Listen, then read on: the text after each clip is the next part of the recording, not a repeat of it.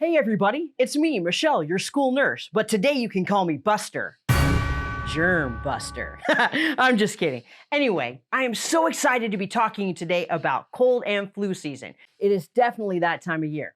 So today we'll talk about what's a cold, what's the flu, ways to help prevent getting both, and the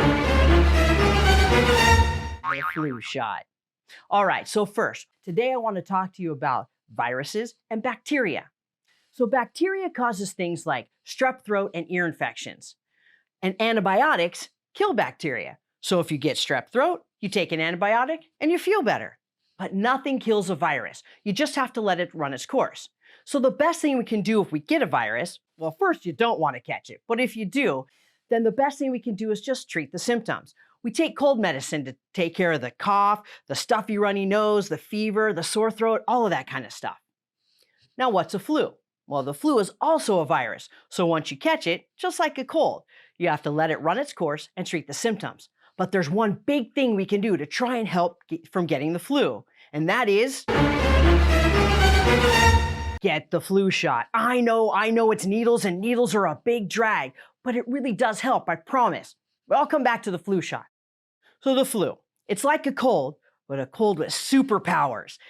So all the symptoms you have in a cold are just a lot worse than a flu. But there's one big thing that you may get with the flu that you won't get with a cold, and that's body aches. Oh, and they're the worst. They make us tired and cranky and just not want to do anything, right? Now, none of that seems like any fun. So let's talk about how we can prevent getting colds and flus.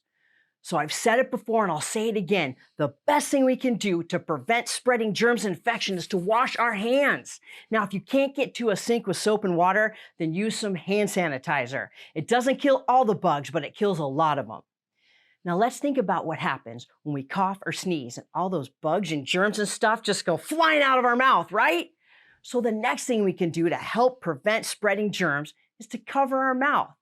So some of you may have seen a poster I have in my health room and it says, cough and sneeze, elbow please. So that just means if you have to cough or sneeze, you do it like this, into your elbow.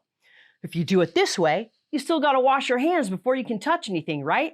So if you do it into your elbow, it keeps your hands clean and keeps everything that's coming out of your mouth from spraying to who knows where. All right, so now let's talk about the flu shot. Let's do some myths versus facts. Number one, you'll get the flu from the flu shot. Nope, not true. So the flu shot is an inactivated virus, so you can't get the flu from it. There's one type that you spray up your nose, and that one's live, but it's very weak, so you can't get the flu from that one either. Number two, you don't need to get the flu shot every year. Nope, not true. The flu virus changes every year, so the flu vaccine changes every year. So the best way to prevent getting the flu is to get the flu shot every year. And the third one, the flu shot's all you need to keep from getting the flu. Nope, not true. I wish it was though. I wish it was like Captain America's shield and it would protect us from everything. But it just doesn't work like that. So the flu vaccine takes 2 weeks to take effect. So it's possible that you could get the flu in that time. It's also possible that you could get a strain of the flu that isn't covered by the flu vaccine. So that's why it's so important to wash your hands and cover your mouth. Thanks so much for hanging out with me in the health room today. I hope you'll all take my few simple tips to help make a healthier you and everyone around you. Bye-bye.